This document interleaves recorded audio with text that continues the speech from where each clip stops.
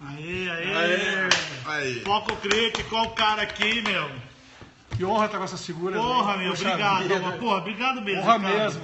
E a gente se encontrou aí na Avenida Paulista? Não diga em qual dos dias, né? Não, eu fui em todos. Ah, é? Eu só fui num. Não, e na última eu fui 2 vezes, porque eu fiquei procurando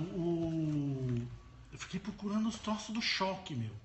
Você já viu os caminhões novos do Choque? Não vi. Puta que cagaço. Eu achei que eles estavam escondidos dentro do corpo de bombeiros, bicho. Eu fui de tarde de carro, porra, nada dos caras. Tipo um caveirão versão paulista, assim? Não, é uma coisa israelense de milhões de dólares, cara. É espetacular. É jato d'água. Não, são 3 modelos. Um é para batalhão, um é de lança-chamas e de água, e o outro é de dar tiro.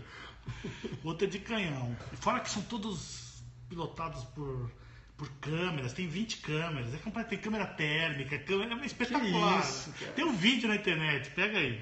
Tem que ver mesmo. Bom, mas o cara aqui gosta de uma aventura. Eu também gostava. E você tem livros que são precursores em várias coisas. É muito legal. Eu gosto como é que é? Vida de... Cadê os livros dele, bicho? Eu falei que ia ser na segunda parte, a gente deixou ali. Ah, tá bom. Mas já. Conta como é que você começou. Porque os dois... Você começa com um projeto de longa duração ou aquilo já quando eu te conheço, já tem uma estrada? Não, eu acho que comecei no inverso da maioria das pessoas, né? Eu comecei por um projeto autoral para depois me transformar num fotógrafo profissional, assim. E o meu primeiro trabalho, que foi um trabalho sobre os alemães, que inclusive expus lá no MIS, lá com muito sucesso. Que é o Saga. Isso. Eu tinha uma relação muito forte, pessoal, minha com a história, assim, porque eu sou gaúcho, sou de Porto Alegre, minha mãe e minha avó são da região lá... Da colônia de Lemães. Você comeu muita chimia? Na base de chimia, Aliás, esse projeto começou junto com Hans Georg, era Sudchimia, que era o apelido. Mas os alemães de verdade lá de cima não gostaram muito, porque chimia tem um significado meio de graxa, meio de sujeira e tal. Então a gente descartou depois. Como? Do Rio Grande do Sul, porque tem 2 primeiro. Chimia lá... Tem no Espírito Santo e tem... Não, eu fotografei todos. Eu fotografei Santa Catarina, Rio Grande do Sul e Espírito Santo.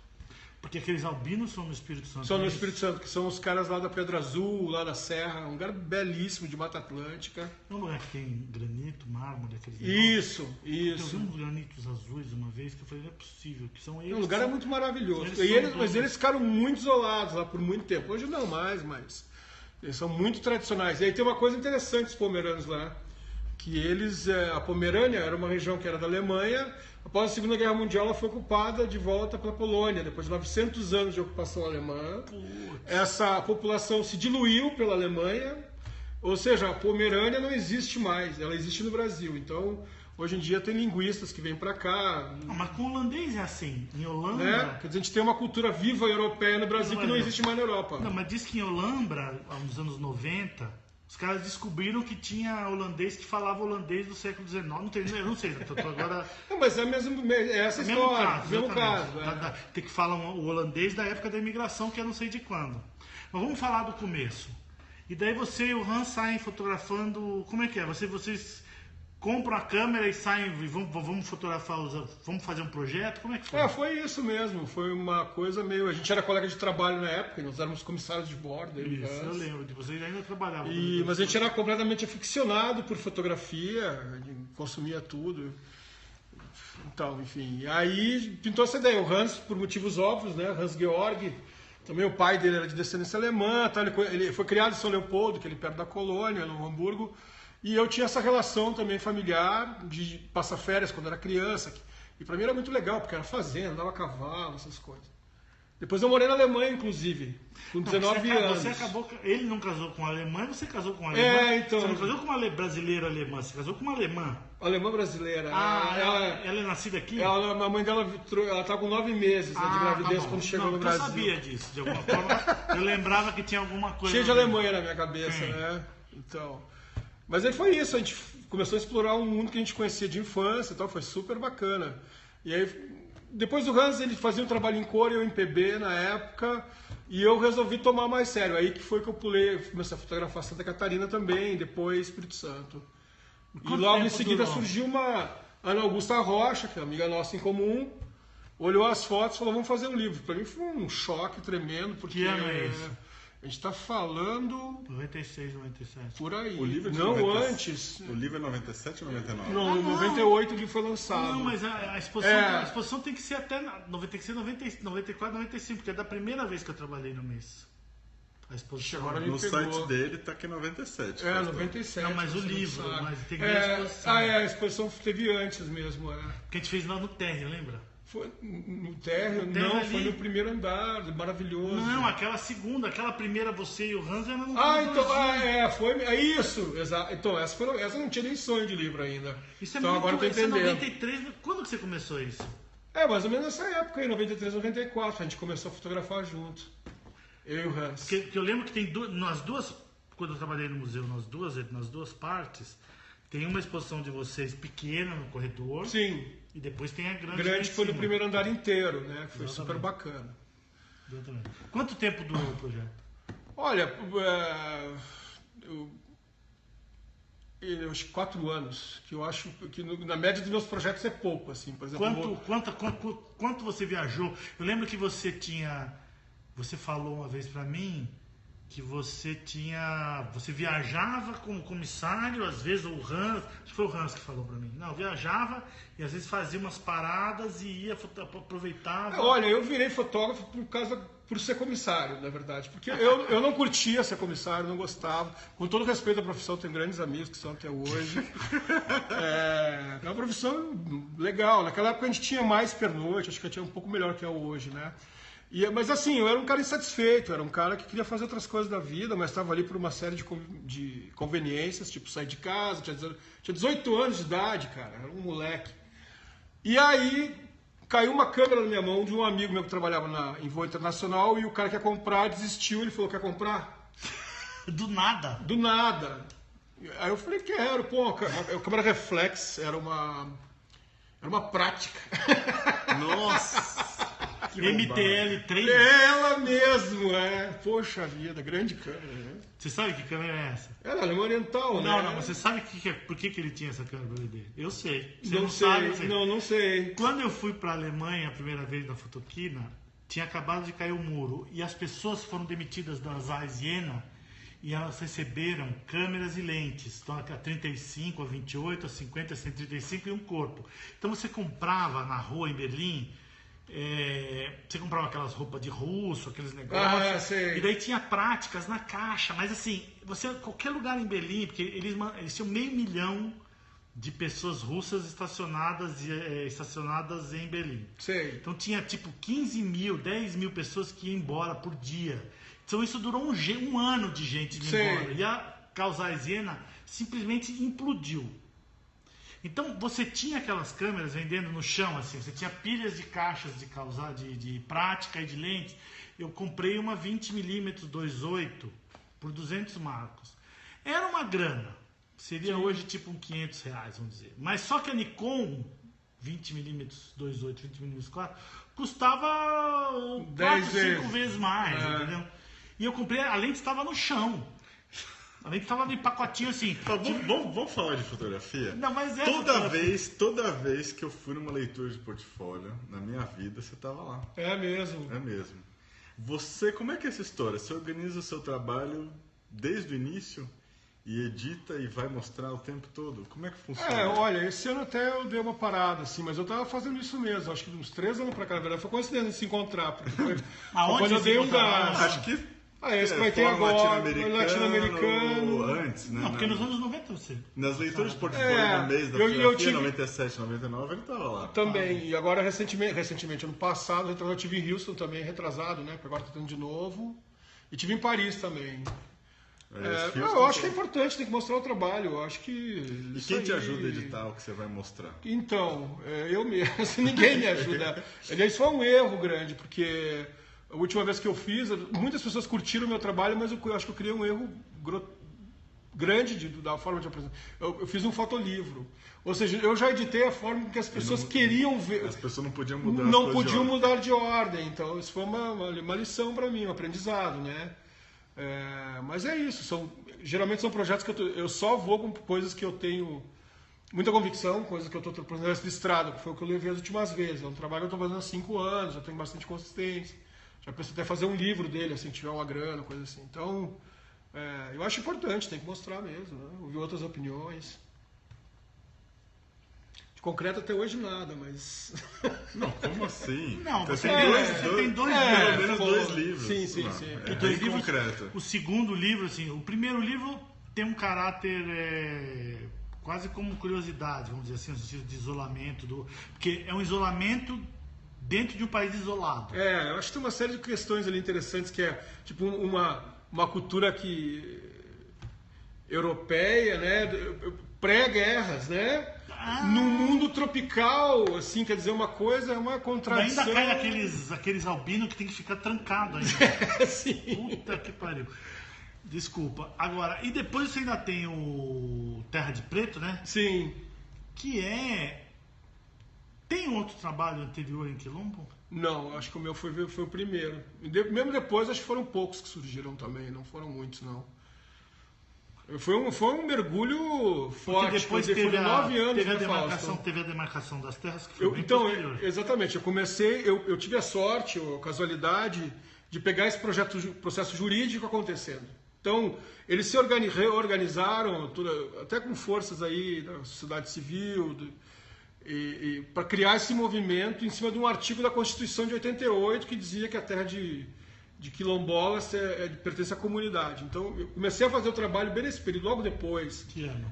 Na verdade, em 94 também, bem nessa época que a gente se cruzou. Ali eu comecei a fotografar. É super difícil. Quer dizer, para você publicar o livro em 2004, você começou a fotografar 10 anos antes.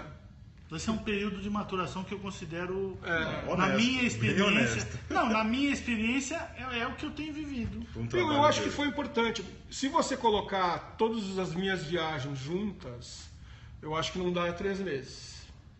Agora, de tempo lá. De tempo convivendo com essas pessoas. Mas também, digamos assim, você vai uma vez, você tem que... Isso, volta. Eu teve lugares que eu voltei 5 vezes, assim, ficava 5 dias e voltava 5 dias. E esse tempo que você está longe também, você está aí você volta matutando umas coisas. Exatamente, fazendo contato com pessoas. Eu acho que por isso que é legal. Talvez 10 anos seja um pouco de exagero, mas... Mas é legal essa maturação, eu sempre defendi é um tempo isso. de você, porque a gente tem essa coisa. Aí você olha aqui. A folha de contato, daí olha no Exato. dia seguinte, tem... Não, e volta, traz as fotos para as pessoas, você já vai melhorando ali a tua convivência com elas, vai se transformando uma coisa mais natural, sabe? O quilombo é quase um índio, né? O cara estranha a câmera e tal, teve toda aquela... Porque você pega vários trabalhos, são de vida inteira, mas os projetos que são os principais trabalhos documentais, ou são ultra pontuais, assim, você pega a Marilyn Mark, né, o Falkland Road lá em Bangkok, não sei o que, são 2 dias, são 3 dias ali. Mas fora isso, quer dizer, a coisa de tomar conta do Sebastião Salgado demora... também, mais de 10 anos, né? 8 anos, 6 anos, quer dizer, então assim, eu não acho que seja difícil. Agora, eu acho que tem um tempo brasileiro, porque você tem que vencer tanta... diversidade, exato, que é triste, velho. Assim, no certo sentido é dramático, assim, porque na verdade você tem que sobreviver, morrer, renascer. Exatamente. Você tem várias vidas. Exatamente. Engraçado que na entrevista do Cláudio Feijó, falando de outra coisa, ele falando que a fotografia morreu e a gente não enterrou. E daí a gente não deixa nascer a digital, porque não deixou enterrar outra, e já nasceu a nova fotografia analógica dentro da fotografia digital. Que eu falei, nossa, isso é um assunto que a gente um dia precisava escrever, alguém precisa conseguir elaborar. O que é esse tempo nosso das coisas, com a dificuldade que a gente tem para fazer. Eu também acho essa opinião. Vai ter que ter um distanciamento dessa época que a gente... Agora nem tanto, né? Não, existe uma demanda reprimida. É 2003, eu acho que é quando popularizou, né? Porque não existe uma demanda reprimida. Não foi só uma mudança tecnológica, né? Foi uma mudança em todos os sentidos. Foi um paradigma. Mas é engraçado que você falou do Salgado, e se a gente estava falando de 10 anos, eu não sei, que eu estava lembrando do Matias Recart, que veio em 97, no mês da fotografia, e que tinha um trabalho que ele estava desenvolvendo, ele já fazia uns 7, 8 anos no Haiti. E ele falava que o grande terror, né, o pior pesadelo dele é se uma semana o Salgado descesse lá para fazer uma foto de não sei o que fosse, porque ele ia num lugar onde quando o cara levava, ele tinha um contato que ele levava ele em algumas vilas, assim, e às vezes ele chegava no lugar e as crianças nunca tinham visto um branco antes, choravam. Não, olha o homem branco. Você sabe o que nos índios, você sabe o que é homem branco? Você chega numa tribo, todo mundo se esconde. O homem branco vem te pegar. Exatamente. Vem te roubar, vem te levar, vem te matar, vai te levar embora. A gente na é um Amazônia fantasma. hoje. E ele fala, meu maior terror é que de repente meus 8 anos podem ir por água abaixo se o Salgado for passar uma semana no Haiti. Porque ele publicava, matava 3 anos de um assunto naquele país. Você não conseguiu publicar nem se explodir uma bomba atômica ali, você não publica um troço. E ele estava guardando o material, ele não estava publicando nada, ele estava só juntando. Você tem foto? Hã? Você tem foto do Matias? Foto dele? É. Como assim? Foto que ele tirou? Eu tirei foto dele. Não, porque ele tem aquelas fotos da escola, ou na foto tem na coleção, acho que algumas pessoas têm, você não tem nenhuma. Eu fotografei ele bastante. Você consertou a máquina dele. E eu consertei a máquina dele. E ele virou violoncelista da Universidade da Sinfônica, você sabe disso, né? Que ele não é mais fotógrafo. Ele é violoncelista da Sinfônica do México. Ele tava ganhando uma grana só. Ele estava só ganhando uma grana. E era Reuters. Não, peraí, eu conheci ele, lembrei dele. Franz Press. Ele morava na Colômbia? Não. Ele morava era no chileno Peru. que morava no Cara, Peru. genial, cara. Pô, Genial. figura maravilhosa. Figura Ele maravilhosa. tava lá Eu lembro que ele estava estudando violoncelo também. Não, ele era violoncelista. Sim. E agora Fotografou muita guerra eu também, acho que né? ele é da Sinfônica da cidade, não sei, da Sinfônica da cidade do México. Olha só. Tá lá. Mas voltando aqui a gente se conhece há muito tempo, então 20 e tantos anos, então tem muita história. E os workshops do mês da fotografia, quem teve a oportunidade de fazer nos anos 90, são legais. O Guilherme trabalhava às vezes e fazia alguns. Você fez workshop também, né? Mais trabalhei. Mais trabalhou. Eu fui voluntário da foto também, Foi né? voluntário. Na época lá com a Nair lá ainda. É verdade. É verdade. Mônica Calderon. A Mônica não vê o programa. Ah, não? Não, eu falo pra ela que ela não é o público, ela não é o público. Fala, Mônica, você não vê o programa porque você não é o nosso target. Não é incrível. Bom, vamos lá. Mas então, que eu tava contando... Mas nós falamos aqui, vamos falar um pouco da coisa do equipamento? Tá. Porque você falou que os 2 livros são feitos... Tudo rebobinado, tudo com manivela, tinha grana... Mas você importava os filmes. Eu só não revelava. Revelava eu tinha medo, porque não... Quem revelava? Aí eu mandava, nem lembro mais onde eu mandava cada vez num lugar, assim. É mesmo? Alguns filmes eu E perdi. você tinha mais medo de revelar do que mandar em algum lugar. Isso é genial. Isso é genial. A partir do princípio, nesses laboratórios, o cara faz todo dia, né? A chance dele errar Não era é na muito álbum, melhor. na álbum? Na álbum, é assim, ali que ficava ali em Higienópolis. Não, essa é a Labtec. É a Labtec, A Labtec, eventualmente, eu mandava. Depois eu fazia, os contatos eu também fazia, né? Só revelava o negativo mesmo. E as Os cópias laboratórios queriam me odiar, né, cara? Você tinha boas cópias preto e branco. Eu mesmo ampliava, sim. Lindas as cópias. Em condições péssimas. Nós temos uma foto sua na coleção da Foto, aquela da cabeça da cobra. Isso, foram 5 fotos que entraram naquela vez. E, inclusive, o Joseph Kudelka elogiou esse meu trabalho. Lembra disso? Não. Ele estava naquele ano aqui numa foto. Digamos que ele não é exatamente a pessoa que elogia os outros. Vamos parar por aqui. Eu não estava no momento, só soube depois que ele olhou. Nossa, interessante esse trabalho. Foi elogio dele. Isso você pode guardar com carinho. Que era o Terras de Preto, o livro que a gente estava falando agora há pouco, sobre quilombos. Que a gente vai mostrar daqui a pouco. Então, vamos lá. O que mais, Guilherme? Porque falta 30 segundos para apitar. Não, mas calma.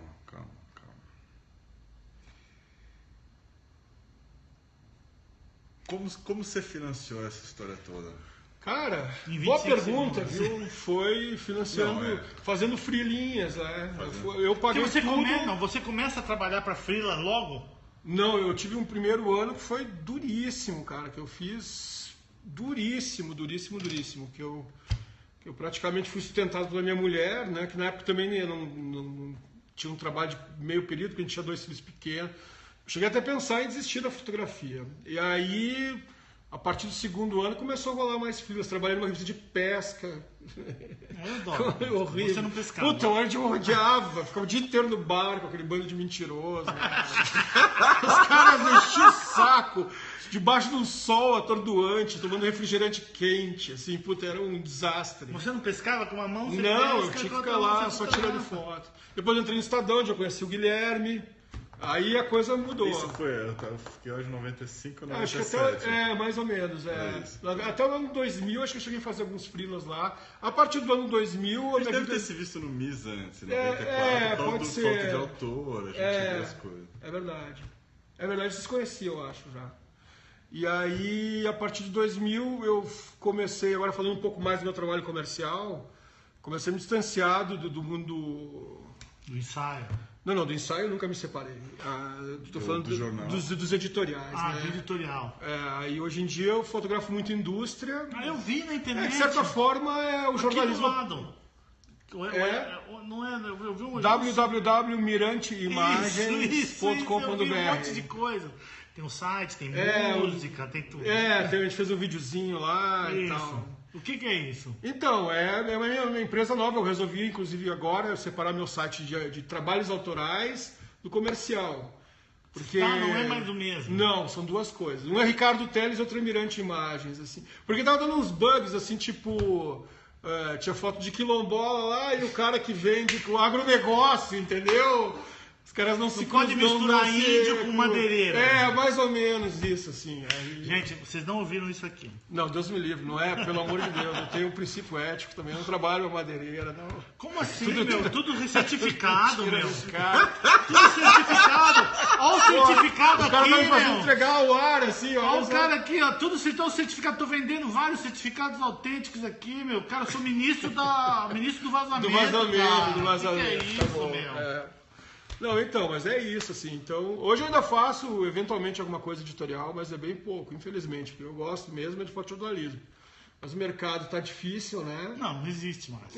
Pois é. É isso pra Exatamente. não tá aqui mercado que tá difícil. A gente podia falar desse mercado. Tem 3 minutos pra falar desse mercado, que é o que ele merece. Não, ele merece um. Não, porque na verdade é o seguinte, quer dizer, o cara lá, que eu não vou falar o nome, que tá de mau humor na foto junto comigo, ele disse o seguinte, ele falou o seguinte, eu falei a seguinte frase pra ele: é um grande momento pra fotografia, por causa de uma série de coisas que a gente tá... Isso aqui só é possível por causa dessa revolução que nós estamos vivendo. Sim. Mas é um péssimo momento para os fotógrafos. E sabe o que ele respondeu? Só para os medíocres. Eu não mandei ele tomar no... Porque ele me pegou de surpresa. Porque eu achei que ele ia me dar um nó. Ele não ia devolver na lata, tipo, foda-se. Que ele devolveu. Porque eu discordo. Quer dizer, eu acho que tem muitos níveis de trabalho e não é uma coisa... E essa super terceirização que chega na secretária, né? Quer dizer, a última, o fotógrafo é o da empresa, virou qualquer coisa. Por um lado, é revolucionário, é democratizador, é não sei o quê. Agora, por outro lado, é um puta de um desrespeito. Começa um desrespeito ali. E a gente não se impôs, num certo sentido, não se impõe. E não acho que dá volta mais. Eu não acho que não, acho que a gente não reconquista esse espaço, não no sentido, não no sentido do trabalho, no sentido do respeito. Não, mas do trabalho também, eu acho. Bom, não sei, também. É do respeito com certeza. Quer dizer, a gente perdeu, a gente é a geni das artes. E tem gente que morre que adora isso, porque acha que sempre foi. Né? Porque como a gente está imbricado com documentação, com fotografia aplicada, com um monte de coisas, então assim, a gente é o bastardinho das artes, né? Vamos encerrar isso aqui. Aê, não, tô gostando, agora dá mais uma A gente volta, Exatamente. Então assim, é a última oportunidade, vocês têm 20 minutos. Posso falar das músicas? Rapidamente, porque a gente tem um convidado para entrevistar. Então, a primeira música que eu ouvi naquela peça clássica é uma peça do Aaron Copland, que por incrível que pareça se chama Billy the Kid, que foi um assunto de 2 semanas aqui, por causa das imagens históricas dele, que uma foi vendida por $1,5 milhão de dólares, outra por 5,5, E teve um documentário no National Geographic Channel. E é uma obsessão americana, a própria história, essas coisas. E daí eu descubro que o Aaron Copland, que é um dos meus compositores favoritos, tem uma música que chama Billy the Kid em balé. Que tal? Pô, sensacional. Foco crítico! Número 22, terceira parte, nosso convidado, o fotógrafo Ricardo Teles. Com um L só. Com um L só. Que com 2 L você sabe o que é, né? Não. Não? É um cara que faz dublagem na TV. E tem site. Ah, é? Tá vendo como a gente faz a lição de casa? Nossa senhora. Eu passei o e-mail. Fui procurar lá e achou o cara. Apareceu um cara, um Teles aí com 2 L's. Mas pelo menos. Você sabe que tem 2 Guilherme Maranhão que são fotógrafos, né? Não. Mas eu tenho 2 homônimos que estão na mesma área, inclusive. Mas que loucura, cara. A vida é assim. Você deu sorte, pelo menos o cara é dublador. Terras de Preto e Saga. Os 2 livros do camarada aqui. Posso mostrar uma foto desse aqui? Sim. Deixa eu mostrar uma foto desse aqui que todo mundo gosta bastante.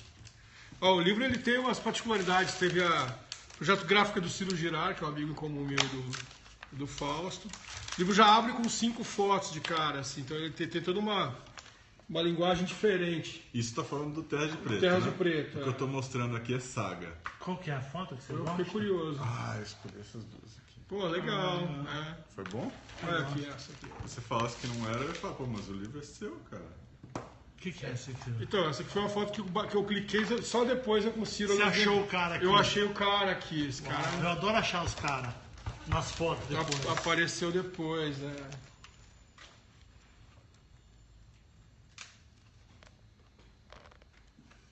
Então, o Terra de Preto, nós vamos fazer o seguinte, você vai assinar esse aqui pra mim, Tá.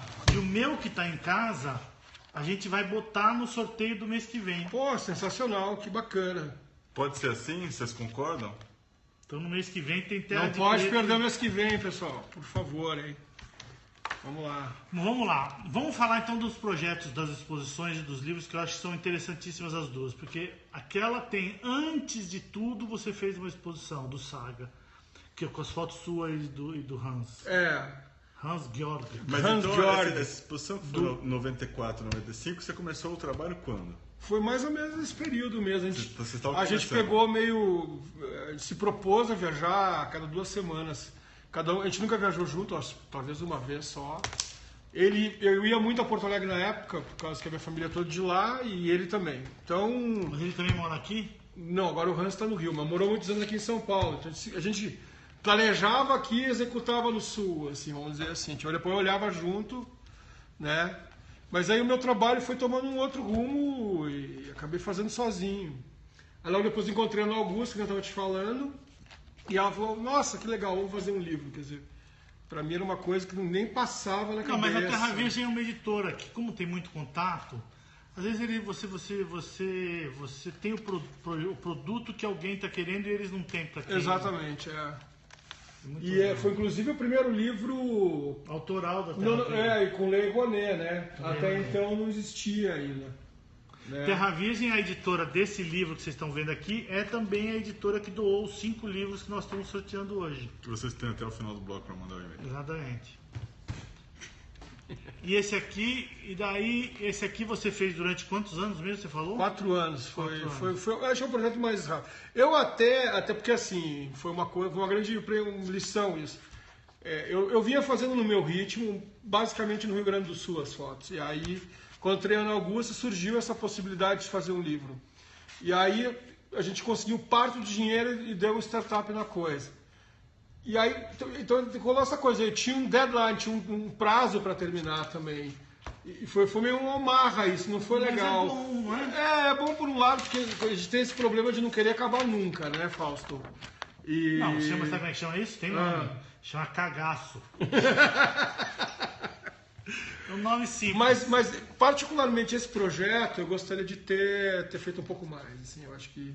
É mesmo. Tinha coisa Eu lembro mais da festa, pra... eu lembro da festa no museu. Foi eu festão, lembro do né? shopping.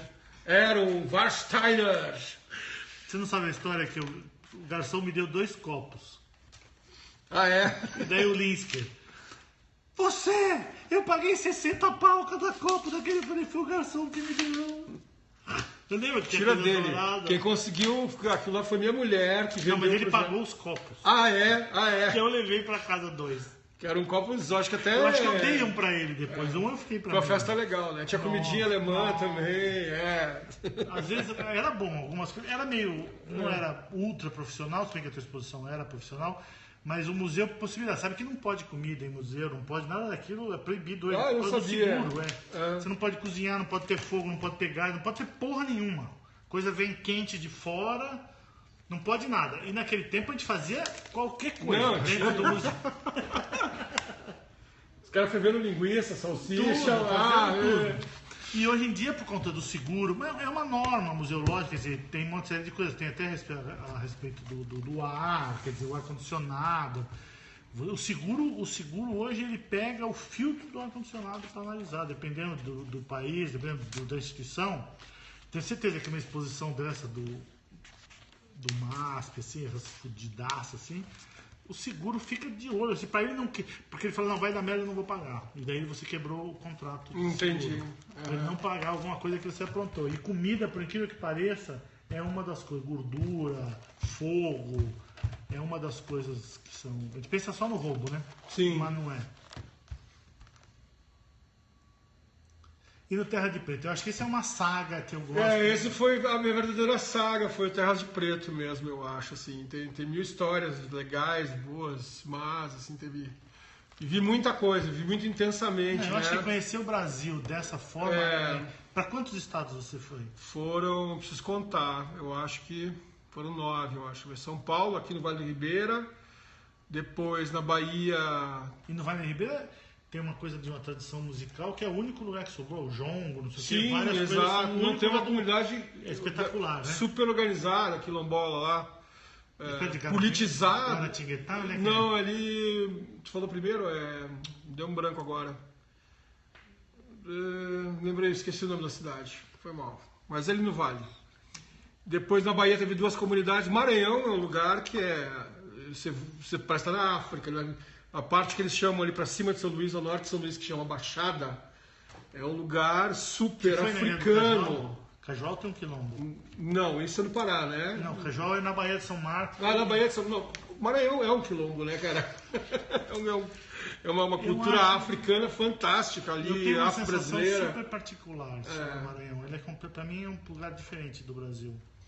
Eu acho também. Emocionalmente ele, inclusive, é diferente dos outros estados nordestinos também.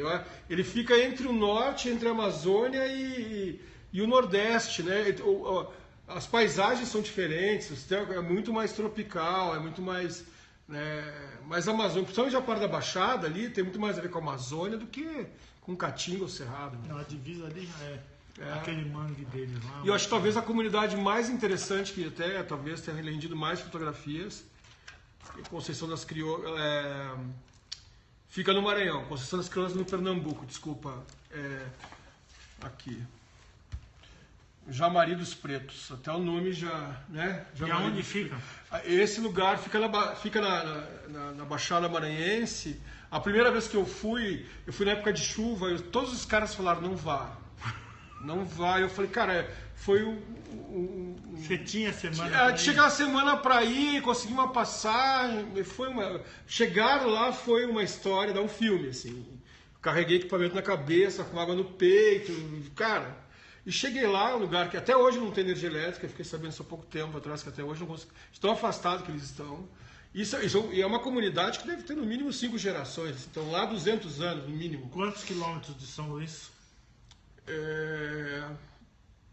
Olha, atravessa a Bahia e tem a cidade de Sarney ali, deve dar mais uns 300 quilômetros ao norte, assim. Não é nada do outro mundo, Na mas... direção do Pará, não é pro sul? Não, pro norte. A direção, então, nas Rentranças. Rentranças, exatamente. Rentranças é um lugar... Aquela palavra... Ali é uma floresta de amazônica, praticamente. Aquela palavra que eu falei que, quando a gente não quer terminar, eu passei um verão ali no Cajual, ali em Italcântara, não sei o que, e aqueles bichos não dou conta. A gente tinha por dia um vidro de Altran de corpo e um Não, vidro de Altran de spray. Passava no corpo inteiro um vidro inteiro, passava na roupa um vidro inteiro. Molho, velho. Aquilo era molho pros bichos. Não era possível aquilo. Não era possível. É, aqueles que picam até em cima do jeans, né, cara? Não, eu conheço. ele picava pela rede, pela calça, pela cueca, pelo calção e furava sua bunda na rede, bicho. Eu me lembro que eu deitado na rede, eles atacavam minhas costas, cara, pela rede, a camiseta. Um cara de morador me falou de lá uma vez, a única coisa que protege é um casaco de couro. Aí com 40 graus de temperatura. Você já viu um bicho que é um fosquinha assim, que parece um tanquezinho de guerra assim? É tipo, chama mutuca lá, mutuca, uma coisa assim. Não é mutuca, tem uma história boa de mutuca, que eu conte. A entrevista com ele. Então, mas a experiência, pra quem passou pelos como é que chama? Pelos reentrâncios, tava com 19 cientistas, 17 cientistas. E a gente ia num quilombo, no Cajuão. E eram uns 40 minutos de caminhada. E de repente eu tô meio lá atrás, assim, de repente começa uma puta de uma correria, assim, tá aí todo mundo. Daí vai, tá. E de repente eu tô correndo, né, bicho? Tá. De repente parece que tem um ataque de helicópteros do Apocalipse Sinal. Quem ficava pra trás na fila? As mutucas vão amontoando. Cavalgada das Valquírias. Você olhava na pessoa da frente que tava na trilha, na tua frente, nas costas tinha 10, 20 mutucas assim. E conforme você ficava pra trás na fila, tinha mais mutuca e ficava. O que você acha que você fazia nessa hora? Você saía correndo pra caralho. Jogava no chão e, né, porra. Não, lá no Cajual tem tudo. Tem hanseníase, leishmaniose, cólera. Leishmaniose é um problema gravíssimo ali nessa região do Maranhão, cara. Tem todas as doenças endêmicas, tem febre amarela, tem tudo tem ali. Mas é um lugar também com uma cultura fantástica, né? Chegou a pegar algum Puma Meu Boi lá? Deu algum pau aqui. Então. Low battery. Mas tá rolando? A gente tem que... Não, tá ótimo. Close. Estamos ao ar ainda. Tá tudo bem. Nós não vamos embora. Nós não vamos embora. Não, mas vamos Oi, lá. tudo bom? Esqueci o carregador. Conta pra mim. Porque em Pernambuco agora tem um quilombo importante, né? Que é o... a Conceição das Crioulas. Você sabe que foi passar aquelas torres de luz durante 10 anos. Você não vai lá para quantos anos? 20 anos. Por aí, mais ou menos. Então, aquelas torres de luz foram construídas de Paulo Afonso, não sei o quê, e passava por dentro da cidade e não tinha luz na cidade. A luz inaugurou na cidade tem uns 5 anos. E durante 10 anos tinha aquelas torres passando pela cidade e não tinha luz embaixo. Não tinha luz embaixo.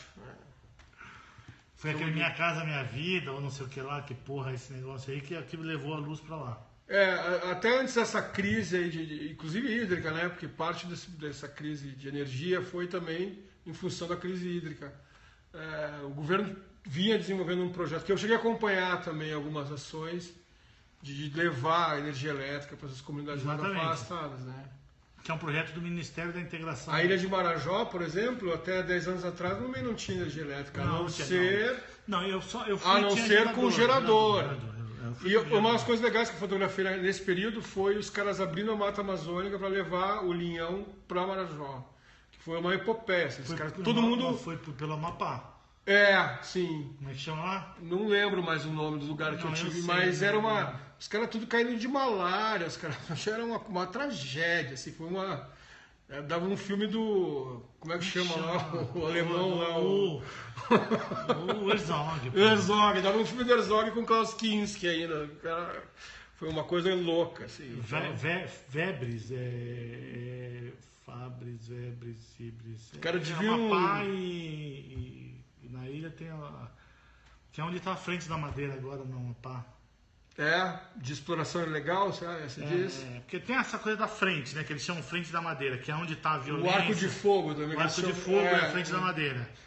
que vai à frente da Madeira, que é onde tem prostituição, assassino, onde tem negro, onde você contrata gente. Que a gente pensou que Imperatriz era um lugar importante. Né? Quando eu fui para Imperatriz, fazia 10 anos que não Imperatriz era... já não tem mais nada, não tem shopping acabou. centers.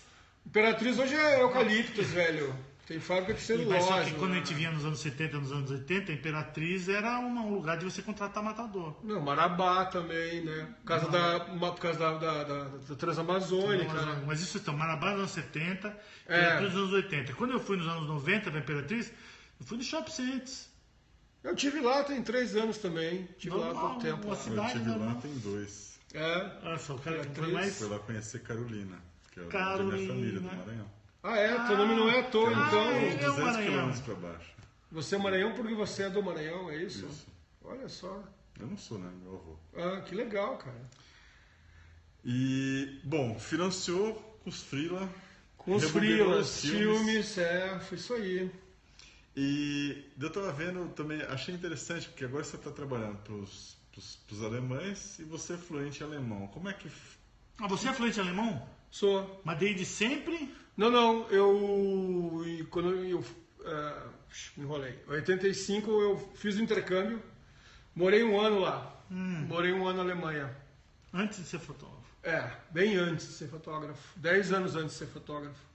E foi uma experiência super rica, assim, eu tive muita sorte, fiquei com uma família... Que cidade que você foi? É uma cidade pequena, chamada Nürtingen, perto de Stuttgart, no sul da Alemanha.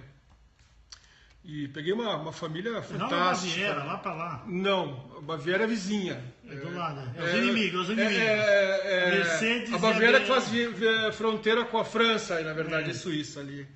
E tive uma sorte, peguei uma família incrível. Estou indo agora, mês que vem, para os 80 anos da mãe da família. Uau! Que eram pessoas extremamente ligadas à arte, assim, cara professor, ela também. Me levavam para teatro, me levavam para concerto, eu devo muito a eles, muito, assim, então... Que legal. Aí eu aprendi. Aí, em função disso, também eu faço, os poucos freelas que eu faço hoje em dia, editoriais, são para revistas da Alemanha. Spiegel, Stern... Que tipo de coisa eles pedem para você? Cara, as reportagens de profundidade, assim, uma coisa que a gente já há existe muito mais. tempo, né... Fui fazer, por exemplo, eu fiz uma sobre o PCC aqui em São Paulo, cara, o repórter ficou 3 semanas aqui. Coisa impensável. Quanto que paga um negócio desse? Pode falar? Posso. Eu sou agenciado, né? Eu trabalho com uma agência de lá que fica com 50%.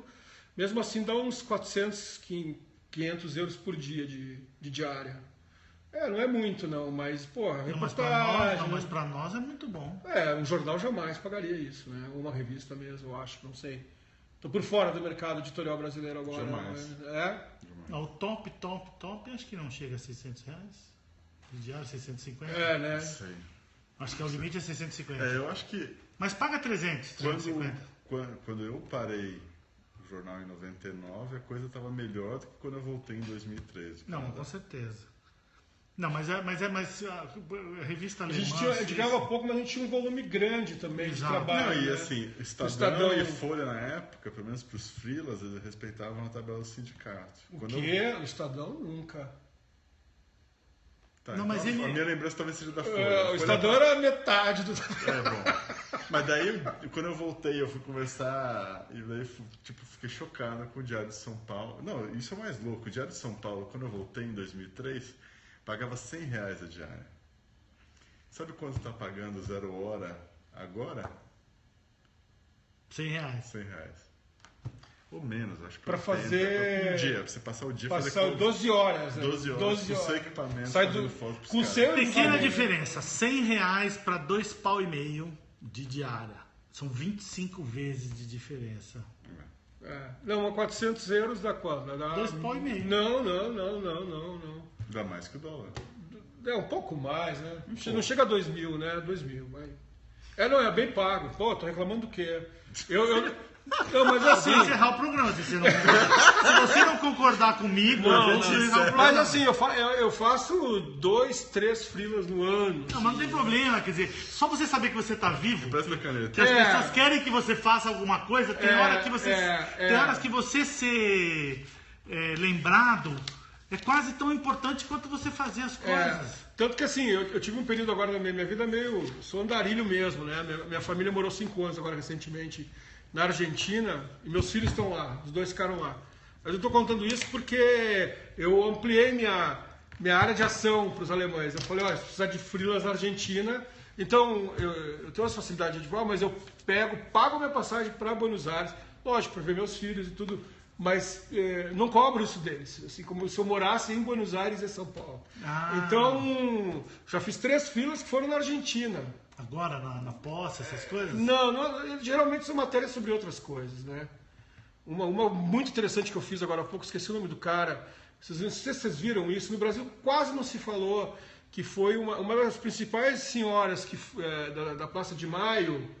Ela suspeitava que tinha um neto. Exatamente. Ela não tinha certeza. Exatamente. E ela propôs uma campanha na Argentina para que as pessoas de uma idade entre 30 e 40 anos fizessem o teste de DNA para saber se eram filhos... Se eles tinham dúvida a respeito da paternidade. Da paternidade. E aí esse rapaz nem desconfiava, e ele, porque não se achava, a mulher dele convenceu ele, e ele descobriu que era neto dela. Que é a mulher principal da Praça exatamente, é uma personalidade na Argentina. Tem 80 anos. Exatamente, é uma mulher super engajada, de classe alta, inclusive, é uma mulher chiquérrima. Porque foi a filha dela que foi assassinada, estava grávida. Engravidou na prisão. Eles conheceram, ela engravidou na prisão com ele. Eles tiveram poucos momentos juntos, olha que loucura a história.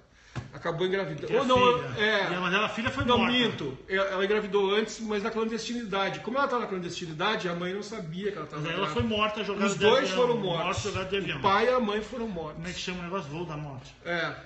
E aí, tipo, os alemães gostam de investir nesse tipo de história, assim, sabe? É um jornalismo com profundidade, então dá muito prazer de fazer, assim, né, de reportagens que os caras vão, batalham, a gente vai atrás da informação. Fiz outra também que fiquei 2 semanas na Transamazônica, também foi uma história incrível que eu fiz também com outro colega. Você saiu de Pernambuco ou você... Não. Aí veio o repórter, me encontrou em São Paulo, nós fomos para fazer uma matéria sobre a Transamazônica, sobre a produção, sobre o corte legal de madeira. O que é essa indústria legal? Então. Passamos uns perrengues incríveis, assim, foi... Segurança, não? Não, a gente tinha 3 policiais militares, teve uma situação que a gente achou que ia morrer, que a gente prendeu, os caras prenderam um cara que vinha vindo do acampamento, onde estavam tirando madeira, e o cara falou que estavam super armados lá, e já sabendo da nossa presença na região. Aí os guardas da polícia do Pará começaram a contar as balas. Ai, que merda do cara! O repórter ficou em pânico, cara. Falou, pô... Bom, no final cancelou. Os caras pensaram melhor. Falou, deixa eles lá.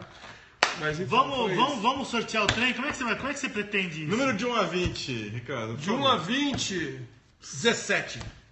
Mais um. 13. Mais um. 8. Mais um. 4. Mais um. 3. Beleza. Eu vou informar os sorteados por e-mail, porque agora vai dar muito trabalho fazer isso. Eu vou fazer isso aqui amanhã, que agora eu quero comer meu hot dog. Isso chama mau caratismo brasiliense. Ó, tá aqui, ó.